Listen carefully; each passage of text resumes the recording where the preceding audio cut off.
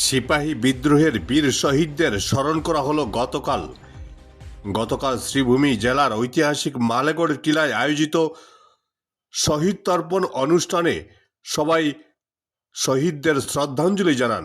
জেলা প্রশাসন ও 16 নম্বর ব্যাটালিয়ন বিএসএফের যৌথ উদ্যোগে এই শ্রদ্ধাঞ্জলি অনুষ্ঠানের আয়োজন করা হয়। Bureau report, Barak vision.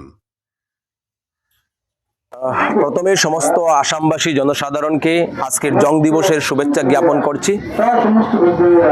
আজকে জং দিবস আমাদের শ্রীভূমি জেলার তথা করিমগঞ্জ জেলার মানুষের কাছে একটা আবেগপূর্ণ দিন।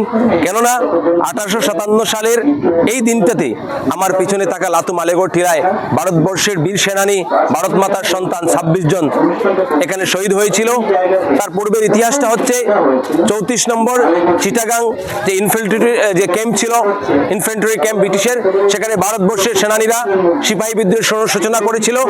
সেখানে তারা ব্রিটিশের ক্যাম্পকে আগুন লাগিয়েছিল, সেখানকার অস্ত্রাগার লুণ্ঠন করেছিল। সেই অস্ত্রাগার লুণ্ঠন করে তারা সেখানে আগুন জ্বালিয়ে তারা চিটাগাং থেকে সুদূর ত্রিপুরার পাহাড় হয়ে, সিলেটের পাহাড় হয়ে এই অঞ্চল লাতু অঞ্চলে এসে উপস্থিত হয়েছিল। এই পাহাড়ে যখন উপস্থিত হয় তখন মেজর জেনারেল বিং সিলেটের যিনি দায়িত্বে ছিলেন কমান্ড্যান্ট ব্রিটিশের, 160 জন ব্রিটিশ সেনানী নিয়ে তিনি ভারতবর্ষের সন্তানদের উপর, বীর সেনানীদের উপর আক্রমণ করেন। কিন্তু আমাদের বীর সেনানীরা, ভারতবর্ষের সন্তানরা, ভারত মাতার সন্তানরা তারা পিছনে যায়নি। তারা বীর বিক্রমে যুদ্ধ করেছিল এবং সেখানে মেজর জেনারেল বিংকে তারা হত্যা করেছিল। কিন্তু অত্যন্ত দুঃখ এবং পরিতাপের বিষয়, সেই যুদ্ধে আমাদের ভারত মাতার সন্তান 26 জন সৈন্য এখানে শহীদ হয়েছিল। আর সেই জন্যই আজকের এই দিনটাতে শহীদ হয়েছিল 18 ডিসেম্বর।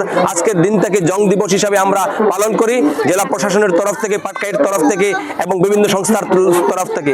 কিন্তু একটা দুঃখ এবং পরিতাপের বিষয়, আমাদের এই অঞ্চলের ইতিহাসকে, এই লাতু মালেগড়ের ইতিহাসকে আমাদের ইতিহাসের পাতায় কোনো পাঠ্যপুস্তকে আসাম সরকার বা ভারত সরকার এখন পর্যন্ত নেয়নি।